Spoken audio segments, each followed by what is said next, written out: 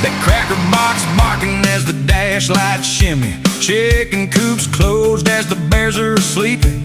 That 8V screaming, this cab overshaking. Up ahead, that greasy spoon looks open, a welcome sight for this driver's heavy eyes. Pour me a cup of that hot black coffee and a piece of that pie, sure looks good to me. Pour me a cup of that hot black coffee, I'm too tired to lie, sure looks good to me. That's when trucking was great. That's when trucking was great. So let's get this show on the road, shall we? Welcome back to the channel. Dane Scott from Dane Scott's Truckers Lounge. I got a little bit of everything to give you today. Not everything, but several different segments. So first I'm going to show you the cracker box. I moved it around and kind of played around with it a little bit yesterday. And I'm also going to show you guys who have not seen, maybe you're new to the channel or it's been a while since you've seen the videos. We've been doing this 5 years now, you know.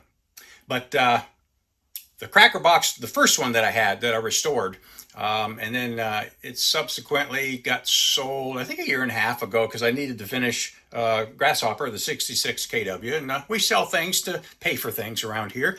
But anyways, I'm a cracker box type of guy, in case you don't know. So I'm going to show you the one that I have now, the 63, and then I'll mix in the 61 that I had to show you.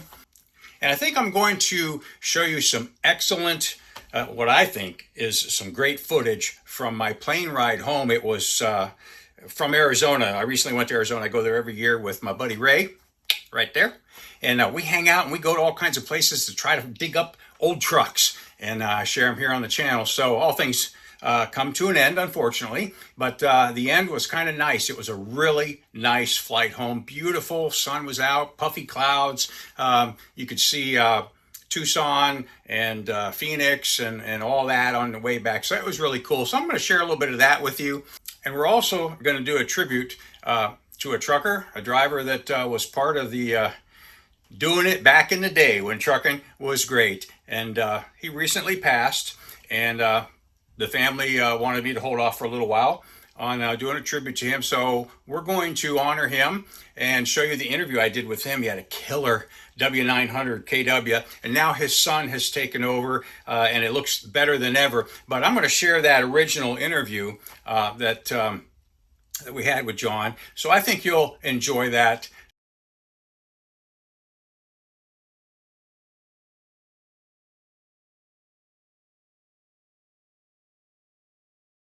So a little bit of kind of not everything, but a little bit of everything. Stick around town.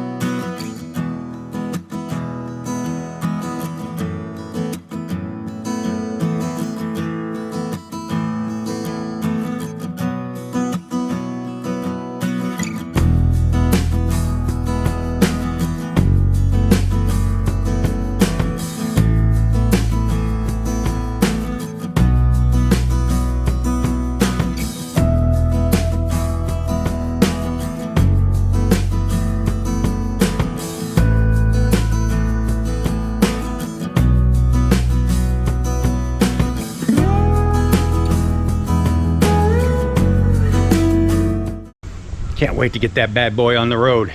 Won't be long. It's going to be before we put it away for the winter, definitely.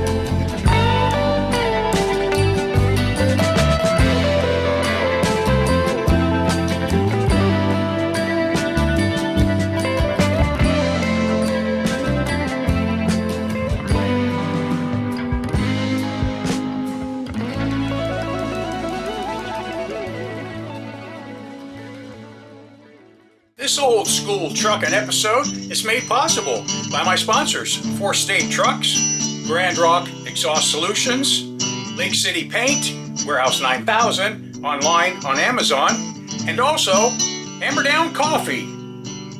So if you want to save some money, look in the links below in the description box and click on the link there. It'll help you save some money and it'll help me too.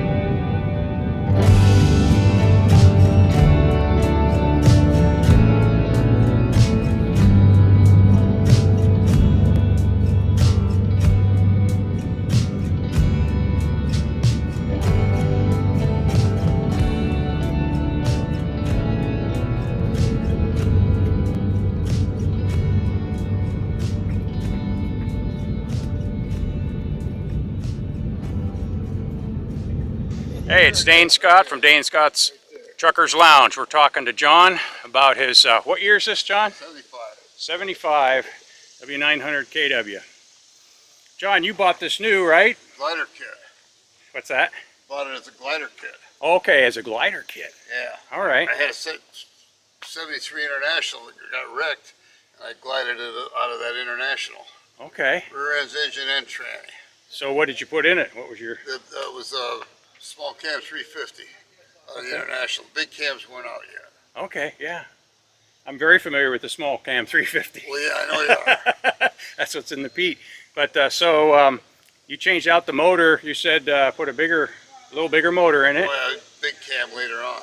Right, but you ran that. How long did you run your 350? Boy, I couldn't tell you. I had it. Well, I didn't crank that up too hard. When I put the big cam in, I cranked it up, You know, I run with some same guys all the time. Every time one of them guys would be able to pull me on a hill, I'd go back to the garage and tell him, hey, I need some more horsepower. Yeah. And he'd say, you're going to burn it up. I says, what do you care? You're going to overhaul it. Yeah, that's right. And I did. I didn't blow it up, but I burned it up. Yeah. I enjoyed my job. I loved it.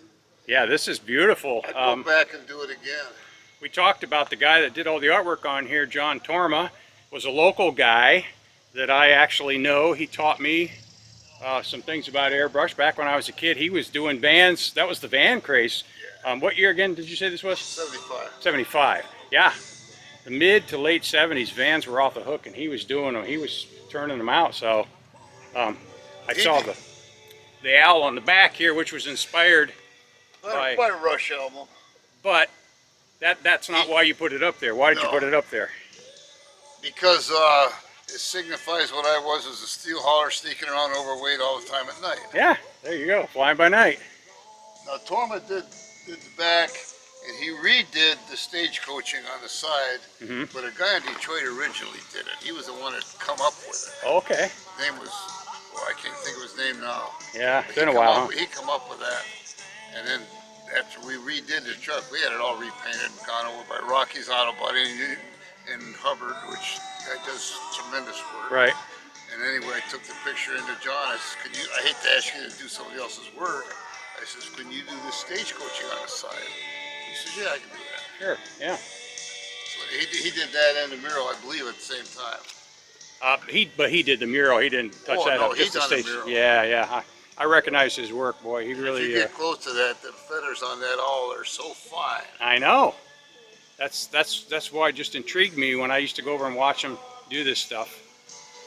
But so you hold steel mainly, you said? Yeah, I run 310s, flatbed with 310 axles in it. You know, 3 10-foot spaced axles. Oh, okay. Wow. So how many years did you run her? With this truck? Well, your career, I guess. 75 to 205, and then we changed engines again and put N14 in it. Went truck pulling for, I don't know, another 5 years. Yeah? How'd that do? Done good, real good. Yeah. I won a lot. Good. And then it got all wore out, and there's a lot of money to get it all back in shape. I said, nah, I'm done. Yeah. Yeah, you can spend a lot of money in Well, that's what these tires are left over from truck pulling. from the pulling. Okay. Yeah, because they're one of the best grippers out there. I bought a later model truck to run Texas and pull a tank. And the only reason being is this truck didn't have enough room to live in for a week as far as I was concerned. Yeah. And plus, the later model truck had a great air conditioning. This air conditioning was like, you roll the window down, oh, I guess it's working. Yeah. Now, is that a crawl through sleeper? You can walk in. It was, but we cut it out. Okay. When Rocky did it, he cut it out for that sleeper. That's a plus. I understand why the guys, they always said the older you get, the more you go to a conventional, because I've climbed out of my sleeper enough times to know that, you know what? I can still climb in this pretty easy, but to get in a cab over, which I did the other day, it is no picnic.